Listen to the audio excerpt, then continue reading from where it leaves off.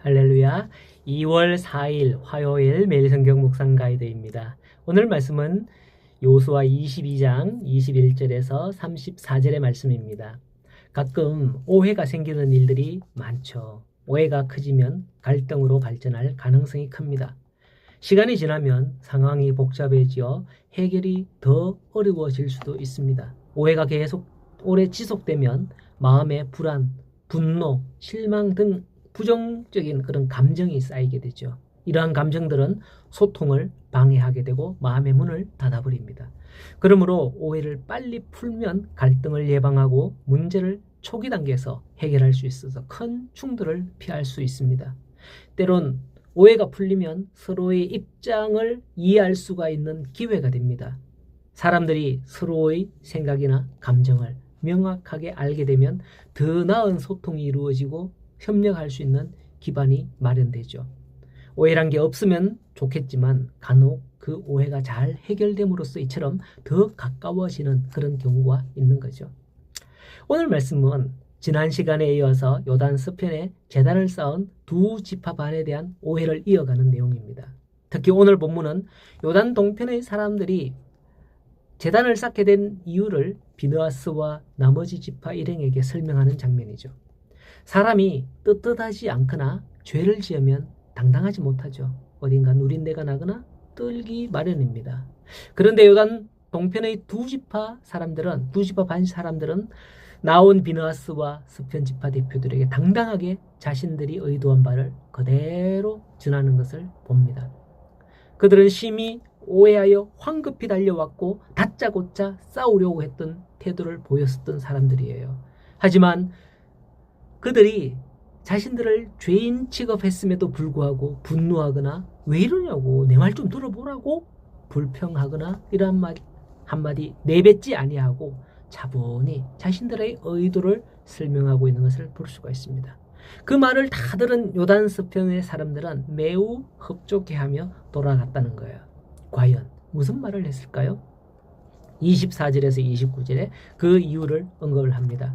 간단히 요약해서 말씀을 드리자면 이렇습니다. 우리가 목적이 있어 주의하고 이같이 하였노라. 후일에 너희 자손이 우리 자손에게 이르기를 여호와가 너와 무슨 상관이 있느냐. 아브라함에게 주신 언약의 말씀대로 요단으로 경계를 삼았으니 라고 말함으로써 우리 자손에게 여호와 경외하기를 그치게 할까 하여 이 제단으로 우리와 너희 사이에 증거가 되게 하려 함이라.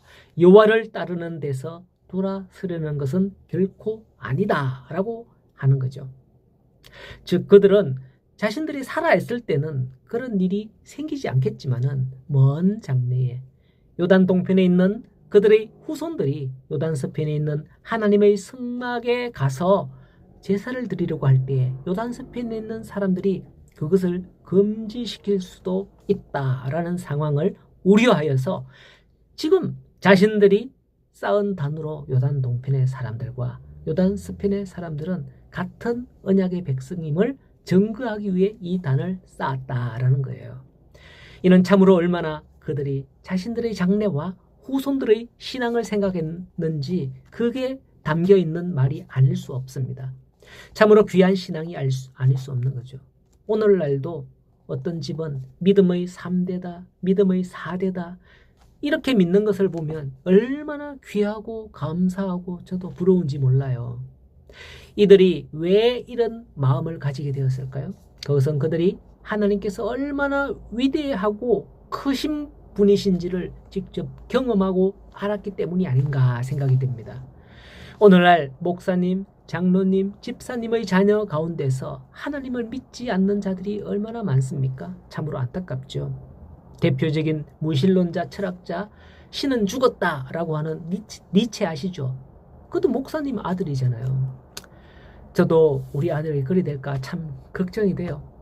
우리의 자녀들이 부모의 신앙을 이어가는 귀한 믿음의 자녀들이 되기를 축복합니다. 요단 동편의 두 지파 반 사람들의 이러한 대답을 들은 요단 서편 사람들은 어땠을까요? 매우 만족했습니다. 30절에서 34절에 나오는데요. 제사장 비느하스와 함께한 회중의 지도자들 곧 이스라엘 천천의 수령들이 이 말을 듣고 좋게 여겼더라라고 했고요.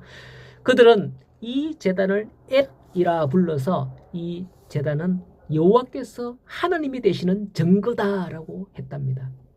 이와 같이 하나님을 믿는 성도들에게도 그 믿음을 보일 수 있는 증거를 보여주어야 합니다. 초대교회 성도들은 자신들의 믿음의 증거를 확실하게 보여주었죠. 요즘 예수 믿는 사람들은 그리스도인이다 라고 하죠.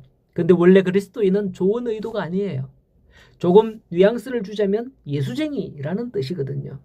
그리스도인이라는 말이 안디옥에서 초대교회 때 처음 생겼는데 당시에 그런 의도로 불렸다는 거예요.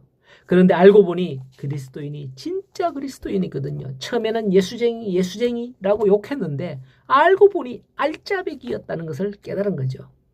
우리나라도 그런 집 많아요. 처음엔 예수 믿는다고 교회 다닌다고 그렇게 핍박했는데 나중에는 부모, 형제 모두 다 예수 믿게 되었다는 그런 간증들을 들어보셨을 거예요. 우리 교회 가운데도 있지만요. 요단 동편 사람들이 남기고자 했던 신앙의 유산들이 성도님들과 교회에도 있기를 소원합니다. 오늘 가는 나의 길에도 이러한 것들을 쌓아가기를 간절히 소원합니다.